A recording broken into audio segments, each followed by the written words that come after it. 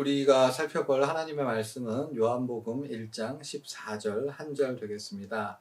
말씀이 육신이 되어 우리 가운데 거하심에 우리가 그의 영광을 보니 아버지의 독생자의 영광이요 은혜와 진리가 충만하더라. 아멘. 부활하신 예수님께서 제자들을 처음 만나 주셨을 때에 예수님께서는 무엇을 하셨습니까? 예수님께서는 손을 들어 그 손에 상처를 보여주셨고 옷을 들주어서 옆구리에 상처를 보여주셨습니다. 예수님을 알아보게 할 다른 방법이 없었을까요? 그렇지는 않겠죠. 그럼에도 불구하고 예수님께서는 굳이 그 당하신 고난의 상처를 직접 보게 하심으로써 예수님을 알아보도록 하셨습니다. 예수님께서는요, 제자들을 위해서, 온 인류를 위해서 당하신 고난과 그 상처를 매우 자랑스럽게 생각하셨던 겁니다. 바로 여기에 키포인트가 있습니다. 예수님은 배신을 당하고 손가락질을 당하고 군인들에게 두들겨 맞고 두 손에 못이 박히고 그리고 날카로운 창에 옆구리가 찔리게 된 그 모든 일들을, 즉 그러니까 육신을 입으시고 고난을 받으시고 수욕을 받으신 그 모든 일들을 조금도 부끄러워하지 아니하시고 오히려 그것을 대단히 자랑스럽게 여기셨습니다. 그렇기 때문에 예수님께서는 부활하신 이후에 그 영광스러운 몸에 당하셨던 고난의 흔적들, 상처를 지우지 아니하시고 여전히 가지고 계셨던 겁니다. 그러니까 이 땅 가운데 사셨던 예수님의 고난의 흔적은 바로 영광의 왕관과 같은 것으로 예수님께서는 여기셨던 말입니다. 바로 오늘 본문이 이것을 말씀해 주고 있습니다. 오늘 본문의 앞부분은 말씀이 육신이 되어 우리 가운데 거하심에 라고 말씀합니다. 이처럼 하나님이신 예수님께서 육신을 입고 이 땅에 오신 일을 신학에서는요, 그리스도의 낮아지심 내지는 그리스도의 비하라고 합니다. 실제로 로마서 8장 3절에는요, 죄 있는 육신의 모양으로 보내어 육신의 죄를 정하사라고 되어 있고, 갈라디아서 3장 13절에는 그리스도께서 우리를 위하여 저주를 받은 바 되사라고 했고, 빌립보서 2장 7절에는 오히려 자기를 비어 종의 형체를 가지사 사람들과 같이 되셨고, 그러니까 예수님께서 육신을 입고 이 땅에 오신 것 자체가 고난이요 비하라고 하는 것을 보여주고 있고요. 그런데 거기서 끝나는 것이 아니라 오늘 이어지는 본문에 뭐라고 합니까? 육신이 되신 예수님의 영광을 보니 아버지의 독생자의 영광이라고 선언합니다. 그러니까 다른 말로 하면 예수님께서 육신을 입어서 이 땅에 오시기 전까지 우리는 하나님의 독생자의 영광을 보지 못했었습니다. 언제 독생자의 영광을 보게 되느냐? 하나님께서 죄 있는 육신의 모양을 입고 저주를 받고 자기를 비워 종의 형체를 가졌을 때, 다시 한번요, 죄 있는 육신의 모양을 입고 저주를 받아 자기를 비워 종의 형체를 가졌을 때, 그때에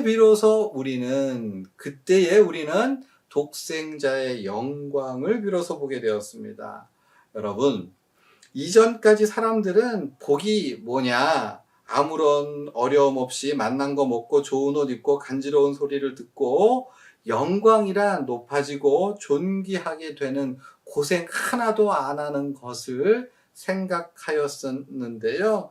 그러나 하나님께서 우리에게 영광을 보여주신 방법이란 뭡니까? 낮아지고 저주를 받고 비워지는 과정을 통해서 하나님께서는 그 영광의 광채를 우리에게 보여주셨습니다.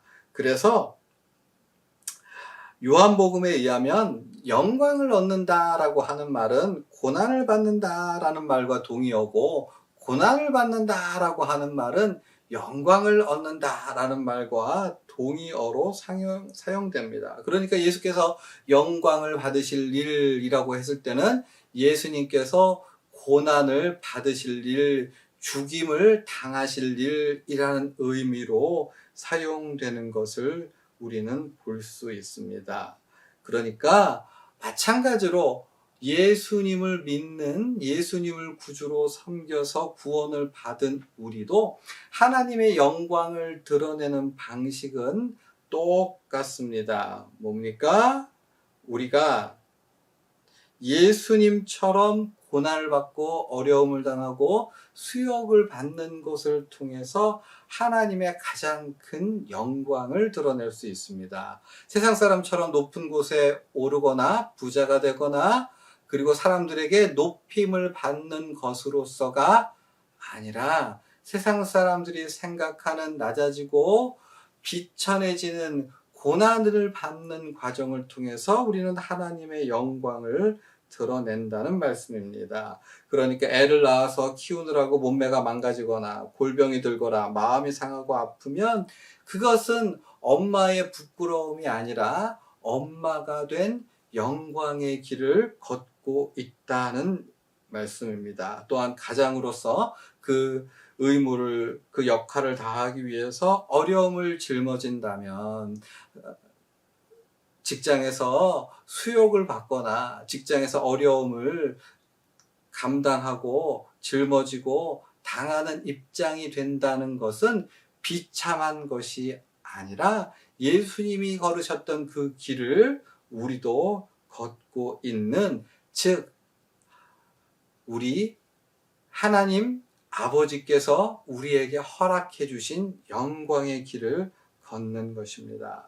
그래요. 젊어서 혼자가 되거나 사업이 망하거나 그래서 정말 죽을 둥 살 둥 많은 고생을 하는 것은 재수가 없어서나 저주를 받은 것이 아니라 우리가 짊어져야 할 길을 짊어지고 가는 것이고 어려움이 큰 만큼 그 영광도 더욱 빛난다. 우리는 그렇게 믿을 수 있습니다. 사람에게 배신을 당하거나 애매하게 어려움에 처하게 된 것도 다르지 않습니다.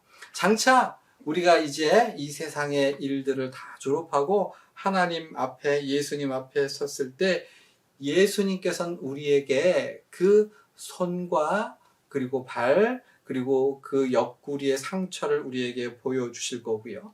우리가 예수님 앞에 내어 보여드릴 우리의 영광은 무엇입니까? 우리가 이 땅 가운데 겪었던 어려움, 고난, 수욕, 침뱉음, 그리고 모욕 같은 것들을 우리가 우리 가족을 위해서 그리고 교회를 위해서 예수님을 위해서 참아냈던 그것이 바로 우리의 가장 큰 영광이 될 것이고 참으로 그 고난의 흔적들을 우리 예수님께서는 보고서 너희는 참으로 나를 닮게 살아왔구나 라고 우리 주님은 칭찬하여 주실 겁니다.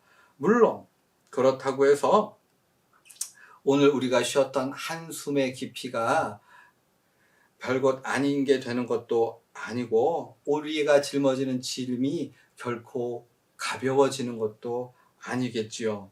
그러나 우리 예수님도 이 땅 가운데 계실 때에는 심한 통곡과 눈물로 기도하셨고 그리고 묵묵히 걸어가셨던 그 사실을 우리가 묵상하며 우리도 예수님을 좇아서 살아갈 수 있기를 바랍니다. 아멘.